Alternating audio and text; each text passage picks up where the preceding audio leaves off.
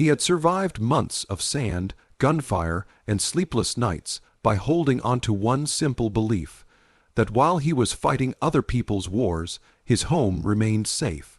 Every patrol he walked, every order he followed, was justified by the image of his wife and son waiting for him. That belief was his armor. When the transport plane finally touched down and he stepped onto familiar soil, he carried the weight of exhaustion, but also relief. The war was behind him. Home was supposed to heal what the battlefield had broken. The first cracks appeared quietly. The house felt wrong the moment he unlocked the door. Not damaged, not messy, just unfamiliar.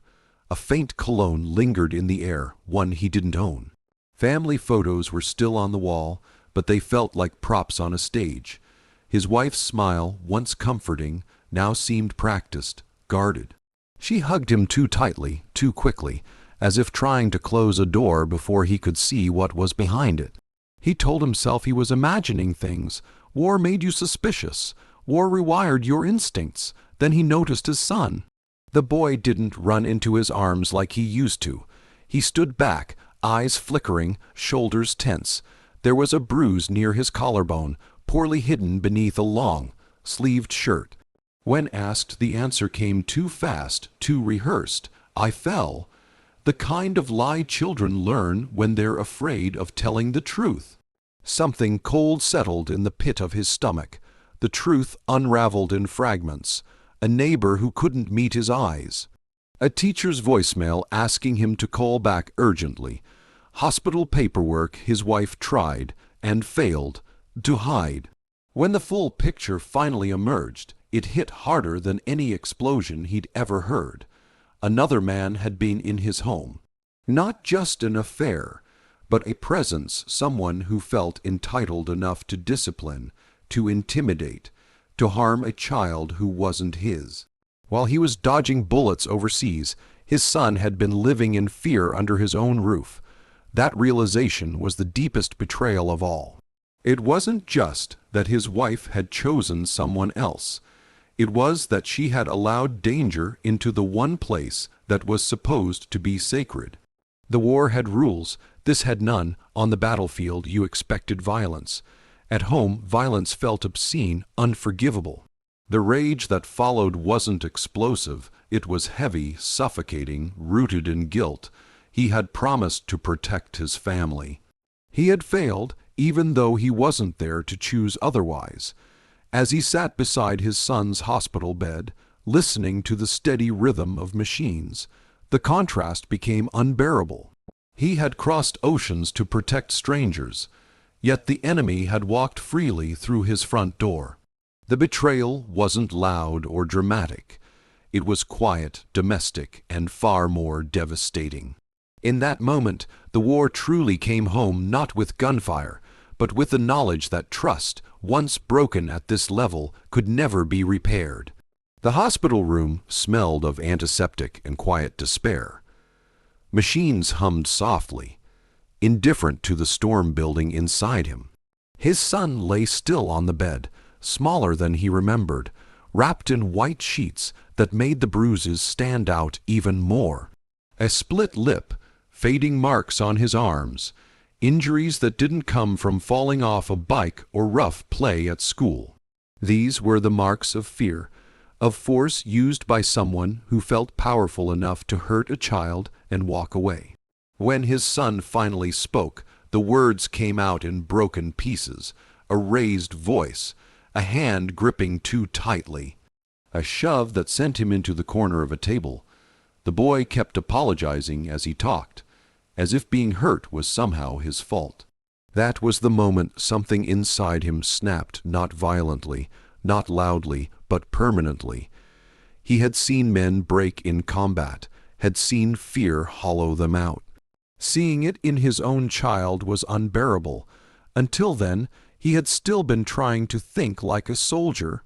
Gather facts, stay controlled, let the system handle it, but innocence changes the rules. A grown man choosing to hurt a child isn't a mistake or a moment of anger. It's a decision.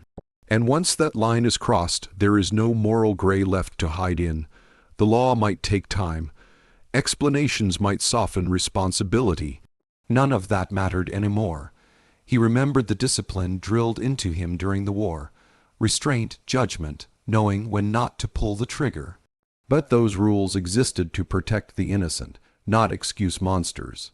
Sitting beside the bed, holding his son's trembling hand, he understood with absolute clarity that this was no longer about revenge or anger. It was about a boundary that had been violated so completely that allowing it to go unanswered felt like another betrayal. His wife tried to justify it later. Words spilled out stress, misunderstandings, accidents taken too far. Each excuse landed like an insult. There was no justification for terrorizing a child. No explanation that could erase the look in his son's eyes when footsteps approached the bedroom door. That fear was permanent, and someone had to answer for it. He didn't feel like a hero in that moment.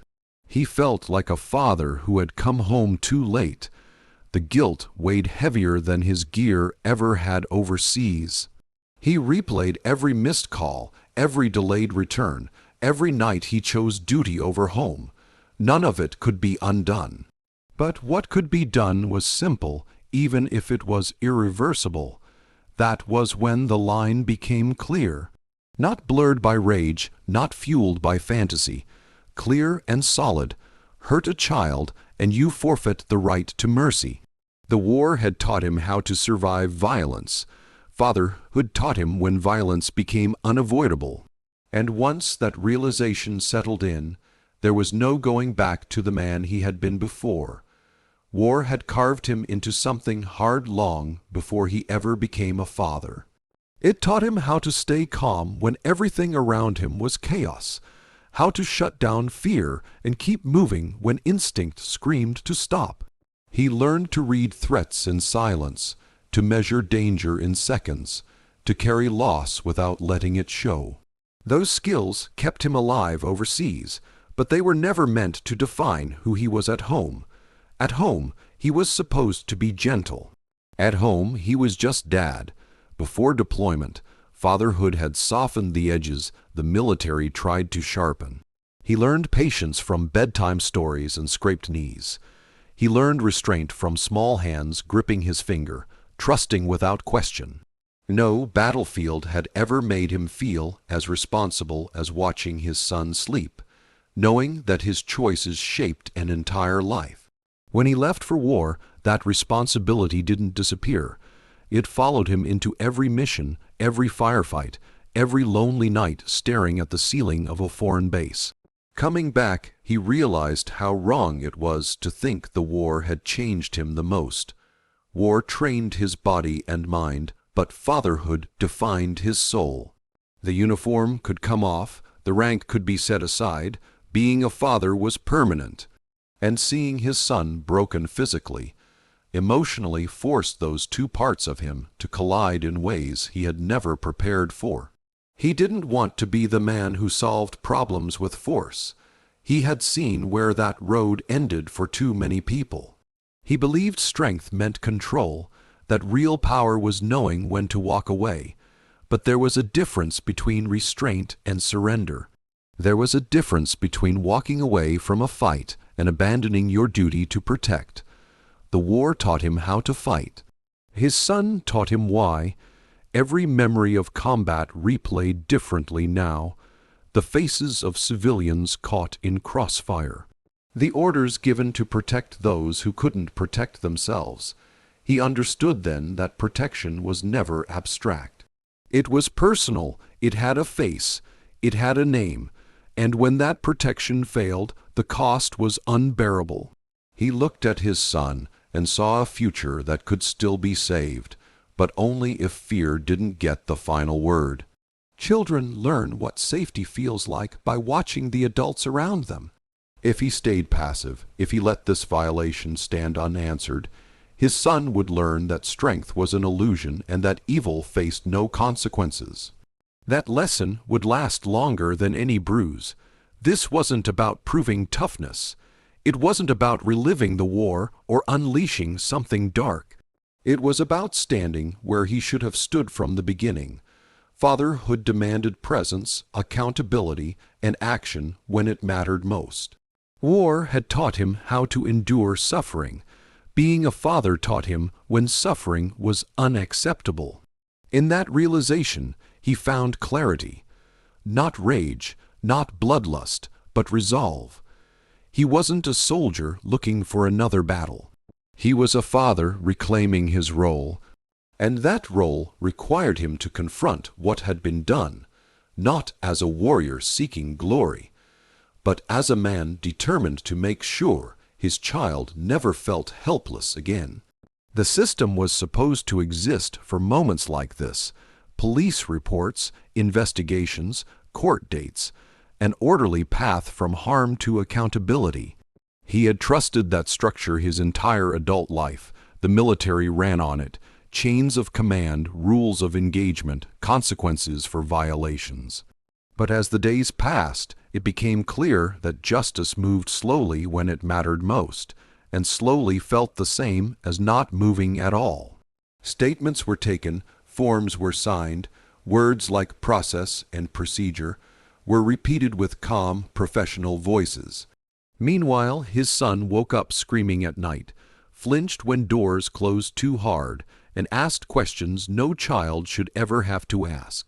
Would the man come back? Would he be angry? Would anyone stop him next time? No official answer could quiet that fear. The lover had already hired a lawyer. He denied everything, minimized the injuries, suggested exaggeration. He walked freely, untouched by the damage he had left behind. Each time his name was mentioned, the room felt smaller, heavier. The idea that this man could simply move on with his life while a child struggled to feel safe again felt like an unbearable imbalance. He understood why systems existed. He understood why people warned against taking matters into their own hands. But understanding didn't erase the reality in front of him. The system addressed crimes. It didn't repair shattered trust. It didn't sit by a hospital bed or walk a terrified child down a dark hallway. It didn't teach a boy that someone would stand between him and harm, no matter the cost. This wasn't about impatience. It was about presence, about drawing a line so clear it could never be crossed again. The system could punish eventually, maybe. What it couldn't do was send a message that some actions carry immediate, undeniable consequences. That harming a child isn't a legal debate. It's a moral absolute. He wrestled with it constantly. Every step toward action felt like stepping away from the man he believed he was. He questioned himself in the quiet hours, weighed outcomes, imagined regret. But every doubt collapsed when he looked at his son's face. Fear changes a child. It teaches silence, and silence protects abusers far better than it protects victims. Justice outside the system wasn't about replacing the law. It was about filling the space where the law couldn't reach fast enough. It was about making sure the man responsible understood, in a language he could not ignore, that some doors never reopen once crossed. That intimidation has a cost. That strength does not belong to those who prey on the weak. He didn't feel righteous. He felt necessary. There was no triumph in the choice, no satisfaction in what followed. Only a grim certainty that doing nothing would have been worse. That allowing fear to linger would have shaped his son's future more cruelly than any single confrontation ever could. In the end, he didn't act as a soldier or an outlaw. He acted as a father, refusing to let the worst moment of his child's life define what came next. The system would continue its slow march, but the message had already been delivered.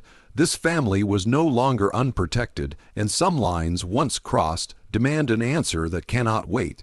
When it was over, there was no rush of victory, no surge of satisfaction like people imagine when they talk about revenge. What remained was silence, thick, heavy, and exhausting. His hands trembled not from fear, but from the release of something he had been holding inside since the hospital room. The confrontation had not erased the pain. It had not healed his son. It had only drained the pressure that threatened to crush him from the inside out. Violence had never felt glorious to him, not even in war. There, it was survival, necessity, something done so others could live. This was different. This was intimate, personal. Every strike carried the weight of nights spent staring at a ceiling, listening to his child cry in his sleep. Every moment replayed the image of bruises that never should have existed. It wasn't rage he felt in those seconds. It was grief condensed into action. When the man finally lay broken and terrified, he didn't feel powerful. He felt empty. The face in front of him wasn't an enemy soldier or a villain from a story. It was just a coward who had mistaken cruelty for strength, and seeing that weakness up close brought no joy. It only confirmed what he already knew. This had never been about dominance. It had been about release. Afterward, guilt crept in, not regret for stopping him, but sorrow for needing to go that far at all. He wished desperately that the world had worked the way it was supposed to, that a phone call, a badge, or a courtroom could have restored balance, that his son's pain could have been undone without crossing a line he had spent his life respecting. But wishing didn't change reality. What mattered most came later, in the quiet moments. His son slept more deeply. The nightmares faded slowly. The questions stopped coming. There was a subtle shift in the way the boy walked through the house. Shoulders no longer hunched. Eyes no longer searching for danger in every shadow. Safety returned not as an idea, but as a feeling. And that feeling was worth more than any moral purity he had sacrificed. He never spoke about what he did, not to friends, not to family, not even to himself, really. It wasn't a story to be told or a lesson to be taught. It was a burden he accepted so his son wouldn't have to carry one. That was the true cost, living with the knowledge, absorbing it alone, and moving forward anyway. Violence didn't fix everything. It didn't make him whole, but it closed a chapter that needed to end decisively. It drew a line under a moment that could have defined their lives forever. And while he would never celebrate what he did, he understood it for what it was. Not heroism, not brutality, but a grim act of protection in a world that had failed to protect his child. In the end, the catharsis wasn't in the act itself. It was in the aftermath, in watching fear loosen its grip, in reclaiming a sense of balance, and in knowing that, when it mattered most, he had not looked away.